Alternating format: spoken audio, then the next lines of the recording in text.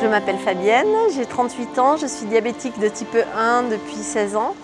Je gère mon diabète de type 1 avec une pompe à insuline. J'adapte jour et nuit les doses d'insuline à mes besoins, à ce que je mange, à ce que je fais, à mes états de stress et à différents facteurs qui influencent la glycémie. Ils sont nombreux. C'est contraignant dans le sens où on ne peut pas oublier la maladie. J'ai accepté de participer à l'étude Diabloop parce que pour moi, ça représentait un traitement d'avenir, quelque chose qui allait pouvoir nous aider, nous, diabétiques de type 1, à mieux vivre avec notre maladie, à l'oublier un petit peu. Et donc j'avais envie de participer à cette recherche. Alors cette semaine à Toulouse, nous avons la chance de recevoir des patients qui, dans le cadre de l'étude Diabloop, vont tester différents repas.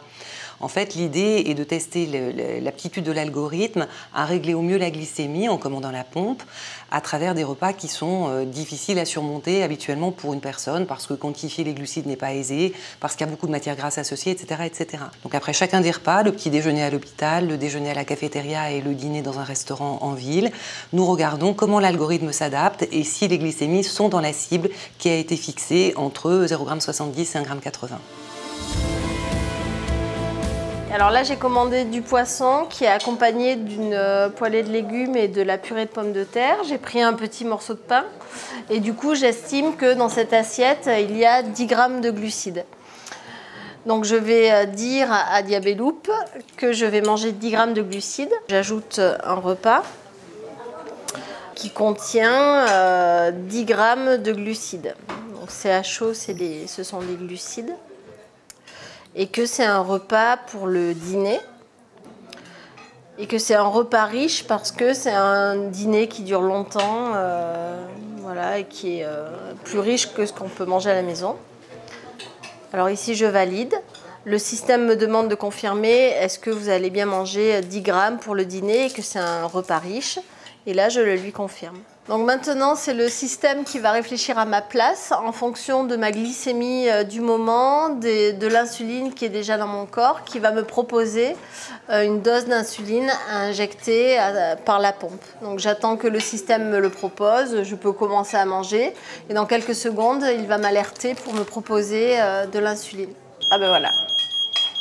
Il me propose d'injecter 0,41 unités d'insuline tout de suite, maintenant.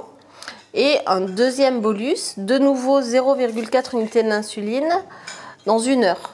Si j'avais été toute seule, j'aurais demandé à ma pompe de m'injecter 1 unité d'insuline.